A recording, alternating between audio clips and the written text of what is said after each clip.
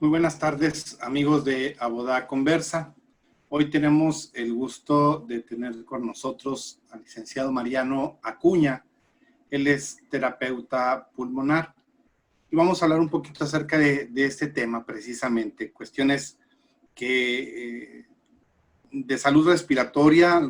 Ahí si no soy muy concreto, Lick, por favor me lo haces saber. Creo yo que definitivamente tú lo manejarás de mejor manera. Entonces, vamos a tratar algunos temas, algunos puntos que son importantes y que de los cuales pareciera que no hay mucha información.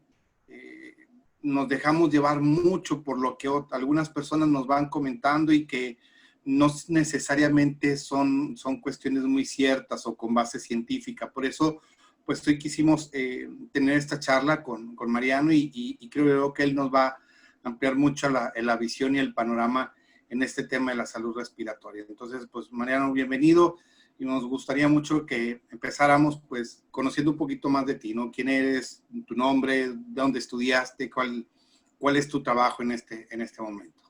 Muy bien, mi nombre es Mariano Acuña, soy terapeuta pulmonar, me gradué de la Universidad de Texas en Brownsville en el 2010. Y es interesante eso que comenta, porque realmente el nombre como profesionista no es terapeuta pulmonar, es terapeuta respiratorio, pero entra ahí lo que comentaba, o sea, a veces la gente desconoce y me pasaba muy seguido que decían, yo soy terapeuta respiratorio, tú das ejercicios para que la gente respire y se tranquilice, para que se relajen, para que mediten, y por eso decidí mejor utilizar el término terapeuta pulmonar, porque me parece que es más fácil de entender para las personas y pues se deslinda un poquito de que piensen que uno como terapeuta respiratorio nos encargamos de esas cosas que pues realmente no. Nos encargamos, un terapeuta respiratorio o terapeuta pulmonar, estamos a cargo de la salud directamente en el paciente cuando tiene un problema respiratorio. Un problema respiratorio no siempre es en los pulmones, pero sí se refleja obviamente en una dificultad, quizás en un nivel bajo de oxígeno, quizás en un problema del corazón. Y eso es lo que hacemos, o sea, ya sea en el hospital, en domicilio, en ambulancias, en donde sea que sea requerido nuestros servicios. Eso es a grandes rasgos lo que hace un terapeuta respiratorio o terapeuta pulmonar. Pues manejar oxígeno, manejar ventiladores, manejar CPAPs o BiPAPs, que son mascarillas con aire presurizado, eh, hacer ejercicios respiratorios, por ejemplo, para pacientes que todo el tiempo, quizás por un accidente o por su edad, por diferentes situaciones, no sé, tienen que estar siempre en la cama, o pues podemos trabajar con ellos para evitar que desarrollen otros problemas por estar siempre inmóviles. Y eso es a grandes rasgos lo que hace un terapeuta respiratorio. Okay. Y en este tiempo muy particular, Mariano, el tiempo del COVID-19, pues definitivamente una de las cosas de las que más se habla, pues es precisamente esa afectación. Vuelvo a insistir, si me equivoco, por favor, tú nos vas a corregir y nos vas a dar la información más correcta. Una de las partes que se ve más afectada es la parte de la vía respiratoria, de la parte de la función pulmonar, de la función respiratoria como tal. ¿Sí es correcto? Es correcto, el COVID, pues obviamente tiene síntomas de todo, o sea, desde diarrea, dolor de cabeza, dolor muscular, todo prácticamente es COVID. O sea, se escucha un poquito de mucha alerta, pero pues realmente así es. Pero la gran mayoría de pacientes que empiezan a tener mayor dificultad con la enfermedad, que necesitan ser hospitalizados, es porque presentan problemas respiratorios. O sea, a final de cuentas el COVID es una enfermedad respiratoria. Entonces, los terapeutas respiratorios estamos ahí siempre con los pacientes que escuchamos que los intuban o que necesitan oxígeno, pues nosotros somos los que muchas veces nos encargamos de estar ahí con el paciente, de ponerles los aparatos, de explicarles cómo se utilizan, de encargarnos a...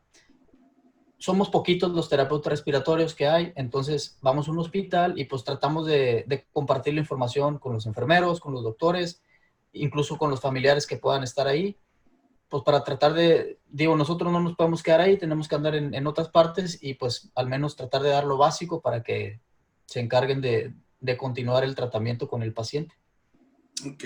Mencionabas ahorita al principio que, pues bueno, su función se desempeña, ahorita lo mencionas en el hospital, en una ambulancia, se hace también en casa. Eh, Aquí me gustaría preguntarte, ¿qué equipos de apoyo respiratorio son los que pueden tenerse en casa? Ok, sí, es muy interesante. Ahorita, pues, sabemos que a lo mejor hay personas que empiezan a tener dificultad respiratoria, pero es algo muy, muy ligero. Entonces, quizás el doctor le va a decir, pues no tiene caso estar en un hospital, mejor vete a tu casa y ponte un poquito de oxígeno, continúa tu tratamiento allá, tus medicamentos, tienes que estar encerrado en un cuarto. Entonces, nosotros podemos ofrecer ayuda a esos pacientes con la administración de oxígeno, ya sea mediante un tanque o mediante un concentrador de oxígeno. Esas son las dos grandes herramientas que tenemos ahorita para ofrecer a pacientes que están en su domicilio. Eh, les voy a explicar lo que es un concentrador de oxígeno, porque creo que todos sabemos lo que es un tanque de oxígeno, pero un concentrador de oxígeno, yo creo que la mayoría no sabemos. Es un aparato eléctrico, es un equipo médico que se conecta a la luz. El aparato lo que va a hacer es agarrar aire del cuarto, comprimirlo, procesarlo por un material, por unos cilindros que están llenos de un material que se llama zeolita, que funciona como un filtro. Y a través de todo ese proceso dentro de la máquina, pues se va concentrando poco a poquito el oxígeno y se le manda al paciente. En vez de que el paciente tenga que estar rellenando un tanque a lo mejor cada día, cada 4 horas, cada 2, 3 días, pues puede tener un concentrador en su casa y olvidarse de ese gran detalle de tener que estar rellenando, rellenando, rellenando un tanque. No siempre se puede utilizar un concentrador. Hay ciertas limitantes de los aparatos porque pues no, a veces no pueden generar tanto oxígeno para un paciente. Pero por ejemplo, un paciente que necesita mucho oxígeno, pues bueno, entonces ahora sí hay que buscar que lo ingresen a un hospital. Eh, Hay algunos pacientes que desarrollan tanta dificultad respiratoria que pues pueden llegar a ocupar otro aparato en su casa, digamos un ventilador en el cual se pone un tubo por la boca. Es muy difícil que eso llegue a suceder en el domicilio, pero estoy seguro que en muchas partes está sucediendo. Llegan al hospital porque el paciente está muy mal y no hay camas, o sea, no hay ningún lugar, ni un solo espacio para que lo puedan admitir ahí. Entonces, yo creo que se vale que el doctor les ofrezca y les explique, bueno, te puedes ir a la casa, podemos montar en tu casa, en tu domicilio, un lugar especial para que ahí podamos tener el paciente intubado. No es, obviamente, no es lo más correcto, pero es lo que hay, es lo que se tiene que hacer porque pues estamos hablando de salvar una vida. Ok.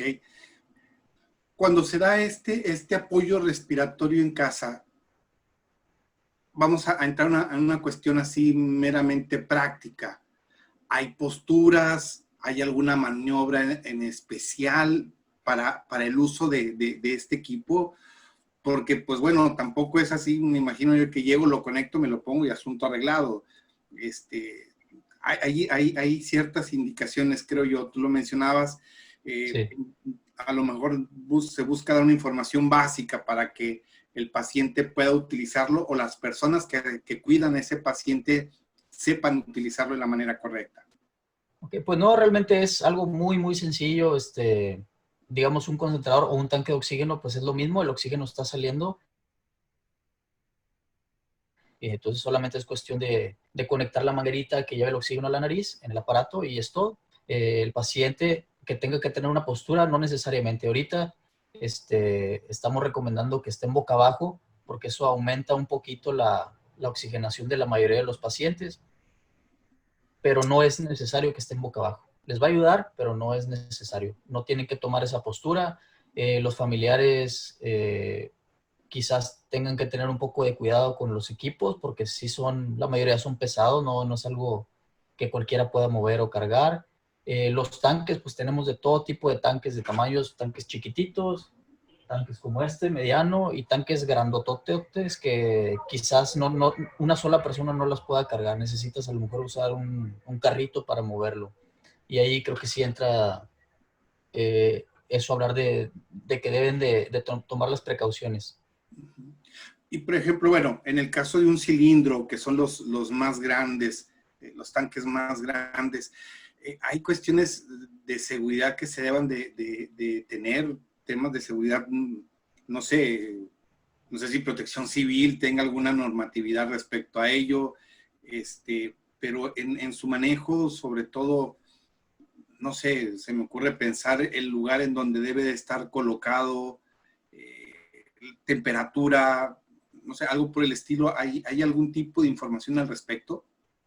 Pues sí, realmente un tanque de esos grandes sí puede presentar un riesgo, quizás muy remoto, pero lo que sucede pues es que se supone que estos tanques pues llega alguien capacitado y los instala dentro del domicilio.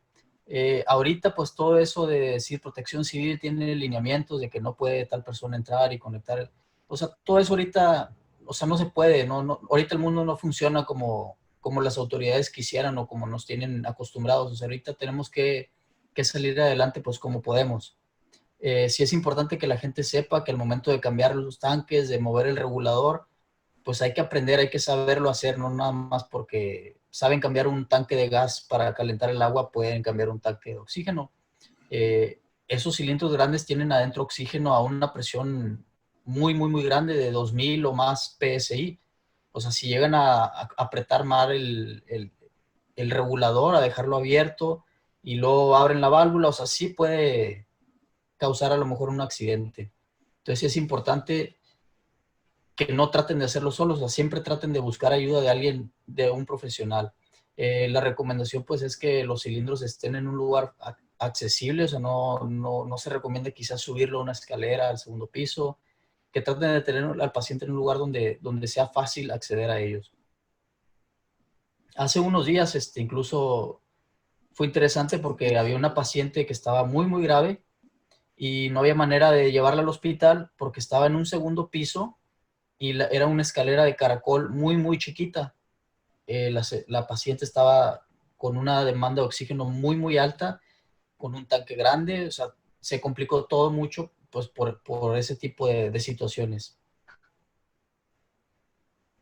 Y fíjate, Mariano, que en los días pasados, 1 o 2 semanas atrás, en el caso, por ejemplo, en Monterrey, se ha experimentado una escasez o una alta demanda de estos cilindros de oxígeno, ¿verdad? Y eso es precisamente lo que me lleva a pensar en ese tema de seguridad. Mucha gente los está pidiendo, mucha gente los está rentando, no sé, algunos los estarán comprando. El caso es que a lo mejor es gente que no conoce acerca del manejo de estos tanques y es ahí donde pueda presentarse ese riesgo, ese peligro y si no nos informamos, pues pueden pasar accidentes que nadie desea. Así ¿Hay es. algún tipo de cuidado, Mariano, o medidas de higiene, tanto bucal como nasal, para aquellas personas que hacen uso del oxígeno de este Sí. tipo de equipos? Lo que más se recomienda, la higiene pues obviamente siempre es importante. El oxígeno es un gas muy frío y muy seco. Entonces, si estamos recibiendo oxígeno las 24 horas, obviamente nos va a resecar por dentro la mucosa nasal. Entonces, siempre se recomienda humedecer el oxígeno antes de llevarlo al paciente. Y eso se hace se llama humidificador de burbuja, borboteador, burbujeador. Es un vasito que arriba lleva una manguerita que se conecta al oxígeno. Entonces, el oxígeno entra al vaso con agua, es agua destilada, se humedece ahí y ya sale el paciente.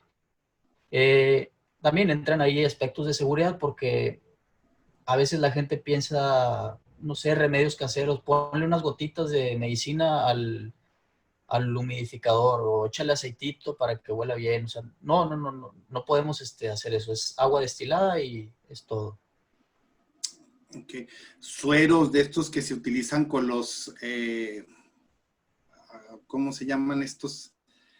Nebulizadores, eh, en lugar del agua destilada, ¿se pueden utilizar? No. Se utiliza siempre solamente agua destilada. Agua destilada. Eh, la razón de esto es el agua destilada, pues ya digamos que viene previamente evaporada, o sea, ya se evaporó previamente, entonces ya no tiene minerales. El agua que tenemos en humidificadores, en un nebulizador, pues se está volviendo a evaporar y al momento que se evapora, deja residuos de minerales. Si utilizamos, no sé, un suero, por ejemplo, una solución salina, pues es agua con sal. Entonces va a quedar todo, cuando se evapora va a quedar el depósito lleno de la sal que tenía esa solución. Igual ocurre con los medicamentos. Entonces, por eso se recomienda siempre agua destilada. El agua destilada es diferente que el agua purificada o el agua de garrafón. El agua destilada tiene que decir ahí en el envase, agua destilada. Si dice agua purificada, agua baja en sodio, pues no dice destilada, o sea, no está destilada. Siempre hay que buscar que sea agua destilada. Ok, Mariano.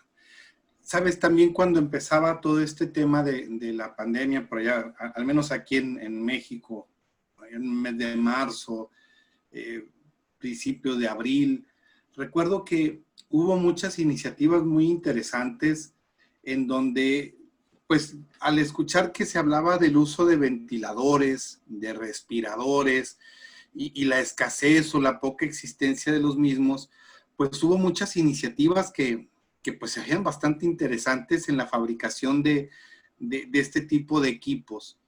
La verdad, te soy sincero, desconozco qué tanto prosperaron, qué tanto pudieron llevarse a la práctica, la fabricación de este tipo de equipos. Pero sí me gustaría preguntarte si estos equipos realmente pudieran ser una solución en un momento dado, en un momento en el que esto pues pudiera seguir creciendo y pudiera seguir rebasándonos y no se tenga el equipo necesario en el país o aquí en la ciudad. En Monterrey, en Nuevo León, las cifras son bastante alarmantes y no vemos dónde llega esa famosa curva. Y las cifras que nos presenta el secretario de Salud, pues nos indican que la ocupación hospitalaria pues aumenta de manera dramática. ¿Qué pasaría con ese tipo de equipos hechizos? Permíteme usar esa expresión. ¿Realmente pudieran ser una solución ante una situación tan grave y tan apremiante como la que estamos viviendo? Pues yo pienso que hasta cierto punto sí, o sea, sí pueden ayudar. Como comentaba hace rato, ahorita pues todo se vale, o sea, lo que sea que nos pueda servir para sacar adelante a los pacientes, está bien. O sea, digamos que si esto no fuera una situación así de emergencia, pues bueno, tu prototipo lo tienes que mandar a que te lo revise la autoridad y pasan meses, de que ocurra eso, pues no vamos a perder el tiempo en respetar esos lineamientos, o sea, tenemos que sacar adelante esta situación y realmente pues se está comprendiendo eso por parte de las autoridades, es lo bueno.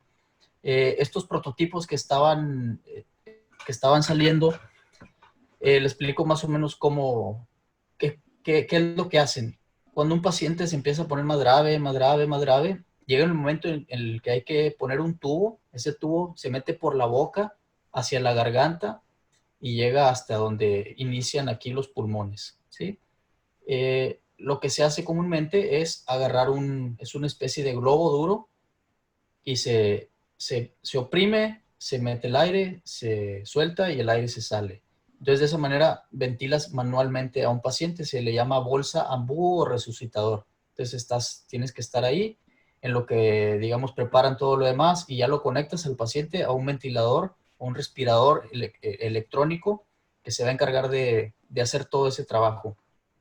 Estos prototipos lo único que hacen o la intención que tenemos con ellos es que no tenga que estar alguien apretando y soltando, apretando y soltando. Nada más se hace un dispositivo que puede estar comprimiendo ese resucitador y soltándolo.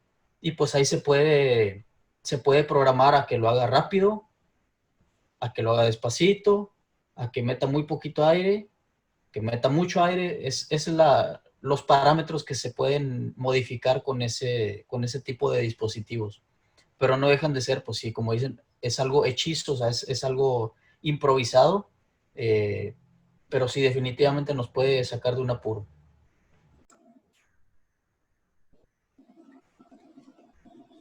Muy bien, Mariano. Hace un momento hablábamos de la alta demanda que hay de tanques de oxígeno. Eh, y al haber demanda, pues empieza a aparecer mucha oferta. En Internet hay quienes ofrecen tanques de oxígeno no sé si con algún tipo de regulación o no. Me gustaría preguntarte, ¿cómo podemos identificar que un tanque, primero, sea para uso de oxígeno y segundo, que sea un tanque pues que pueda cumplir precisamente con esa función, que no sea un tanque dañado, que no sea un tanque que tal vez utilice válvulas equivocadas? No sé, ¿cómo podemos identificar que lo que estamos adquiriendo o comprando o rentando sea precisamente un tanque de oxígeno para mi paciente? Pues sí, por lo general, pues vamos a ver, digámoslo así, quizás oportunistas que van a empezar a vender tanques que quizás no están autorizados para estar llenados de oxígeno. A final de cuentas, un tanque de oxígeno o de gas para encender la estufa, pues es lo mismo. En cuestión de seguridad, realmente no creo que haya mucha diferencia porque, digamos, el oxígeno no es un gas explosivo. El gas de la estufa, pues es extremadamente explosivo. Entonces, estoy seguro que en cuestión de regulación de seguridad, pues no debe haber mucho problema. El problema es que si un tanque de gas lo llenas de oxígeno, pues puede ser que haya remanentes de gas que pueda ser tóxico, más para una persona con enfermedad. Hay leyendas en los tanques, el color del tanque, tenemos que saber que sea para oxígeno. Y algo bien importante es el regulador. Al momento que nos llevan un tanque vendido, comprado, rentado, prestado, pues hay que observar el regulador. El regulador es lo que permite el tanque, ya sea oxígeno de gas, está lleno de gas a presión, una presión muy, muy alta. Entonces, tenemos que regularlo para que salga poquito hacia el paciente. No va a salir todo de forma abrupta. Entonces, utilizamos un regulador como este. O sea, hay muchos tipos de reguladores, pero siempre es importante observar que en el regulador esté la leyenda que dice oxígeno, porque podemos poner un regulador de cualquier otro gas y lo más probable es que vaya a quedar bien en el tanque. Hay reguladores de dióxido de carbono, de argón, de muchos gases, pero la densidad de los gases pues cambia. Entonces, quizás si en el tanque de oxígeno nos dice 10, el regulador, a lo mejor cuando esté con el regulador de dióxido de carbono, pues a lo mejor no es 10, a lo mejor es 20, a lo mejor es 5, y eso puede crear ciertos problemas porque, no sé, quizás el doctor habla con los familiares, con el paciente, y le pregunta, ¿cuánto tienes el tanque? No, pues a 5. Y pues asumen que ese regulador que tienen es de oxígeno, pero puede ser otro gas y pues crear una confusión que a final de cuentas pueda afectar al paciente.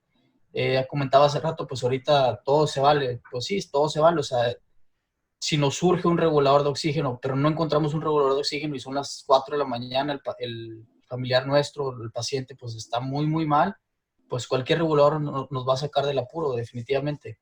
Pero sí hay que tomar en cuenta esas precauciones, que sea obviamente un tanque limpio, que tenga oxígeno, que no tenga algún otro gas, y utilizar pues un regulador de preferencia que sea solamente para oxígeno.